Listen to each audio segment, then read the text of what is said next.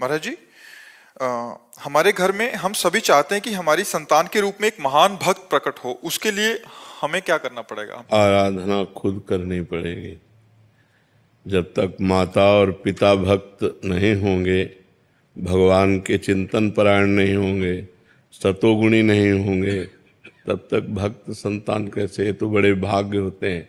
Coulomb पवित्रम जननी कृतार्था वसुंधरा पुण्यवती चैन। वो भूमि पावन हो जाती है, वो कुल पावन हो जाता है, वो माँ जय जयकार करने योग्य हो जाती है जिसके पुत्र भगवान का भक्त पैदा हो। नाम प्रसंग कहे तो उपदेश, जहाँ या धर्म धन्य सो देश। धन्य सो कुल जो जन्म भयो, धन्य सो तात धन्य सो माय।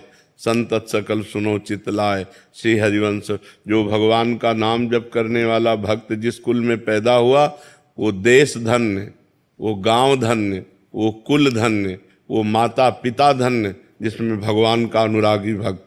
तो इसलिए कुछ नियमों का पालन अगर करे और भगवान का भजन करे तो भक्त संतान होने की संभावना है, वो भी भगवान की कृपा से। पहली बात तो जिस दिन से गर्भ आ जाए उस दिन से माँ और पिता दोनों ब्रह्मचर्य रहें, पति पत्नी दोनों ब्रह्मचर्य रहें, और सात्विक भोजन पावें, तीर्थों का अवगाहन करें, शास्त्र का स्वाध्याय करें, नाम जप करें और भगवान से प्रार्थना करें, तो जरूर भगवान का भक्त गर्भ से प्रकट हो सकता है।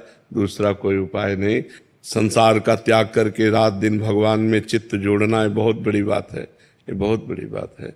तो ऐसा करे, भगवान से प्रार्थना करे और संयम से चले, नाम जप करे, तो वही संस्कार गर्भस्थ शिशु में पड़ेंगे तो जरूर न जरूर भगवान का भक्त या देश भक्त पैदा हो जाए तो जीवन कृतार्थ हो जाए। महाराज जी, आपके श्रोता हैं जो सत्संग सुनते हैं, परसों आए थे महाराज जी। उन्होंने आपका बहुत देर पहले सत्संग सुना था कि जब बच्चा गर्भ में आ जाए तो ब्रह्मचर्य से रहें, और बहुत कह रहे कि हमने नाम जप भी किया और हमें अभी 1 साल का हो गया बच्चा। परसों आए थे तो कह रहे थे कि हमें इसमें दिव्यता नजर आ रही है। हाँ बिल्कुल। वो मतलब राधा नाम सुन के, और एक उसमें सौम्यता, और जहां भी जाता है हमें एक प्रभाव दिखता है। तो महाराज जी उसका प्रभाव कह रहे कि हमें प्रत्यक्ष, मतलब महाराज जी के वचन सुन के हमने ऐसा किया, और उसका प्रत्यक्ष उदाहरण महाराज जी। हमारे पिताजी बड़े भक्त थे। इस शरीर के जो पिता, कभी जूता पहन के हल नहीं जोता, नंगे पैर हल जोता। और संतों की सेवा, तो हम लोग जब छोटे छोटे थे, चार चार संत आ जाते, सबके चरण दबाओ, चरण धो, चरणामृत पियो, और उनके पास बैठना।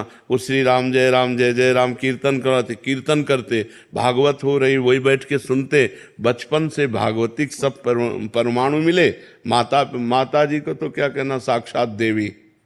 बस वो ऊपर एकांत, दुखंडा मकान था तो ऊपर एकांत में बैठे राधा कृष्ण की छवि रखे, वो तो बस जप में ही अधिक लगी रहती थी। तो उसका प्रभाव देखो कि हमारे पिताजी भक्त, माताजी भक्त, तो हम भक्त, हमारा परिवार का सब पूरा सदस्य भक्त, बहनें भाई सब भक्त हैं।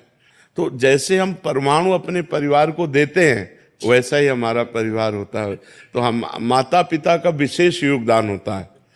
पुत्र की उद्दंडता या सौम्यता ये माता पिता से। अब आप गंदे आचरण कर रहे हो, गर्भस्थ शिशु है, उल्टा सीधा खा रहे हो, उल्टे सीधी बातें कर रहे हो, वही संस्कार पड़ रहे हैं।